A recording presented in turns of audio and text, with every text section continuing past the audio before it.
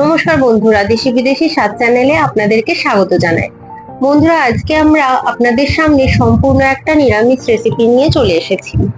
আজকে আমরা বানাবো অনুষ্ঠান বাড়ির মতো নিরামিষ চানা পনিরের রেসিপি। বন্ধুরা, এই পদ্ধতিতে বানালে খুব কম সময়ে সুস্বাদু চানা পনির আপনারা খুব সহজেই ঘরেতে বানিয়ে ফেলতে পারবেন, তাও অনুষ্ঠান বাড়ির মতো। তো বন্ধুরা, আসুন দেখে নেওয়া যাক সুস্বাদু এই নিরামিষ চানা পনিরের রেসিপিটি।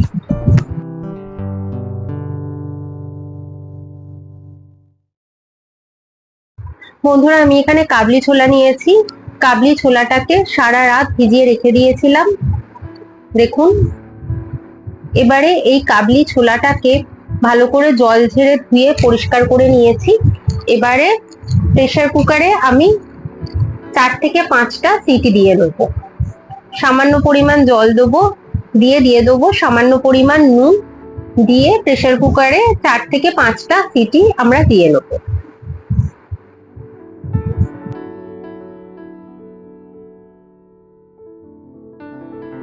চানা পনির বানানোর জন্য আমি আমুলের 200 গ্রাম পনির কিউব কিউব আকারে কেটে রেখেছি।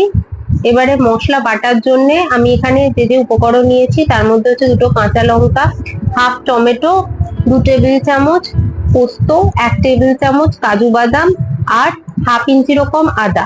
এর সাথে লাগবে 1 টেবিল চামচ চারমগজ। এই সবকটি উপকরণ আমরা একসাথে মিক্সিতে বেটে নেব। এখানে দেখুন, কাবলি ছোলা ভালো করে সিদ্ধ হয়ে গেছে। আমি জল ঝরানোর জন্য রেখে দিয়েছিলাম। জল ঝরানো হয়ে গেছে, এটাকে আমরা আলাদা রেখে দেবো। এখানে কড়াটাকে হাই ফ্লেমে বসিয়ে দিয়ে দিচ্ছি পরিমাণ মতো সাদা তেল।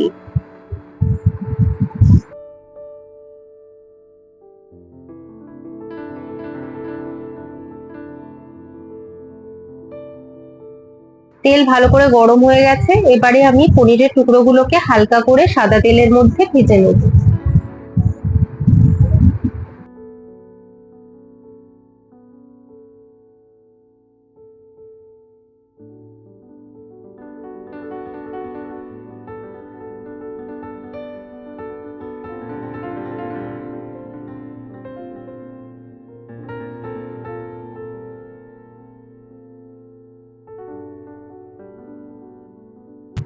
পনিরের টুকরোগুলো হালকা করে সাদা তেলে ভাজা হয়ে গেছে। এবারে এগুলোকে তুলে আমরা অন্য পাত্রে রেখে দেবো।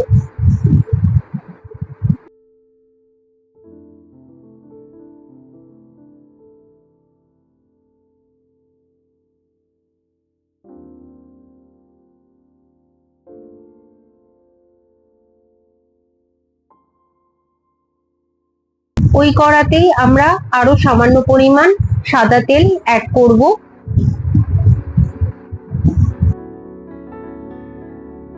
তেল গরম হয়ে গেছে, এবারে ফোড়ন দেব। ফোড়ন দেওয়ার জন্য নিয়ে নিচ্ছি এখানে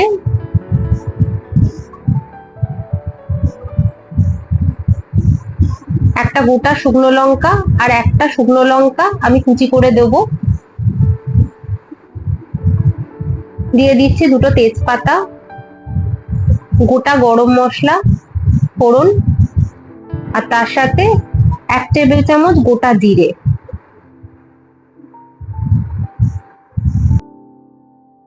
নেড়ে চেড়ে দেখুন ফোড়ন থেকে সুগন্ধ বেরোতে শুরু করেছে। এবারে ফোড়নের ওপর দিয়ে দেবো বেটে রাখা মশলা, যার মধ্যে ছিল আদা, কাঁচা লঙ্কা, টমেটো, পোস্ত, চারমগজ, কাজু বাদাম। এবারে দিয়ে দেবো সামান্য হলুদ গুঁড়ো, এক চা চামচ জিরে গুঁড়ো আর 1.5 চা চামচ ধনে গুঁড়ো। দিয়ে দেবো সামান্য পরিমাণ নুন আর হাফ চা চামচ লঙ্কার গুঁড়ো। এবার সবকটি উপকরণ ভালো করে আমরা নেড়ে চেড়ে নেব। নিয়ে দিয়ে দেবো মশলার বাটি ধোয়া জল, দিয়ে নেড়ে চেড়ে আমরা ঢাকা দিয়ে ভালো করে মশলাটাকে কষে নেব।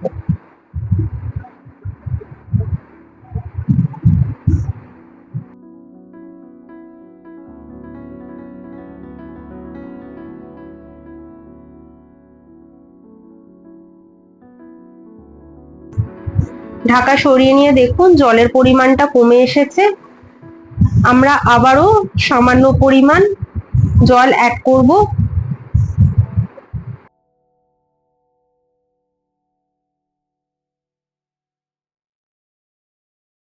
দিয়ে আবারও নেড়ে চেড়ে ভালো করে ঢাকা দিয়ে মশলাটা কষার জন্য রাখবো। ঢাকা সরিয়ে নিয়ে দেখুন মশলা থেকে কিন্তু এবার তেল ছাড়তে শুরু করেছে। এইবারে আমরা দিয়ে দেব সিদ্ধ করে রাখা কাবলি ছোলা।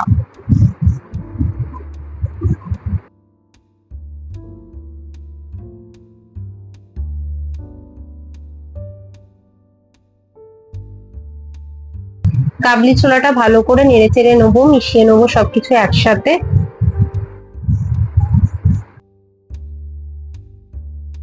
দিয়ে দেবো সামান্য পরিমাণ জল আর কুচি করে কেটে রাখা হাফ টমেটো।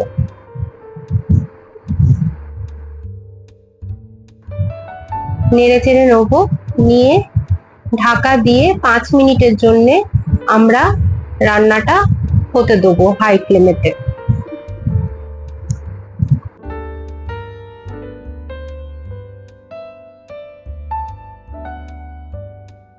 5 মিনিট হয়ে গেছে বন্ধুরা। ঢাকা সরিয়ে নিয়ে দেখুন জলের পরিমাণটা অনেকটা কমে গেছে।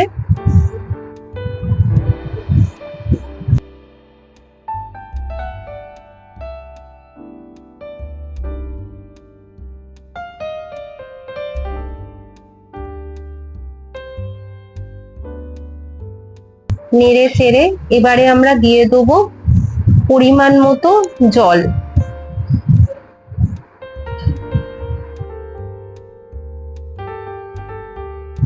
আরো সামান্য পরিমাণ নুন আমরা অ্যাড করলাম।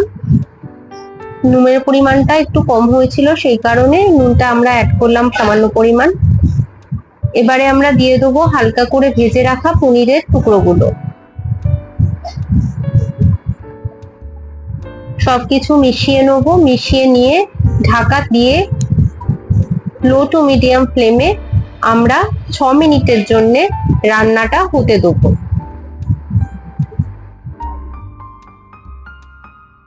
6 মিনিট হয়ে গেছে বন্ধুরা। ঢাকা সরিয়ে নিয়ে দেখুন আমাদের জলের পরিমাণটা অনেকটাই কমে গেছে। এবারে আমরা দিয়ে দেবো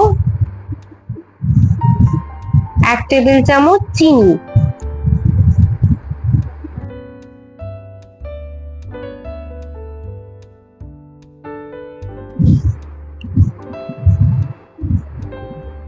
নেড়ে চেড়ে নিলাম, নিয়ে আরো 1 মিনিটের জন্য লো টু মিডিয়াম ফ্লেমে ঢাকা দিয়ে আমরা রান্নাটা হতে দেবো।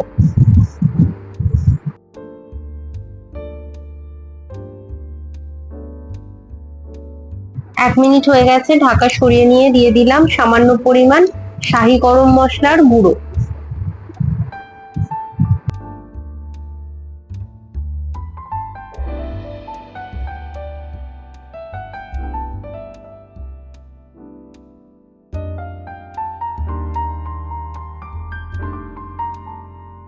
সাথে দিলাম সামান্য পরিমাণ ঘি। দিয়ে সবকিছু মিশিয়ে নেবো। মিশিয়ে নিয়ে গ্যাসের ফ্লেমটা অফ করে ঢাকা দিয়ে খানিকক্ষণের জন্য আমরা রেখে দেবো।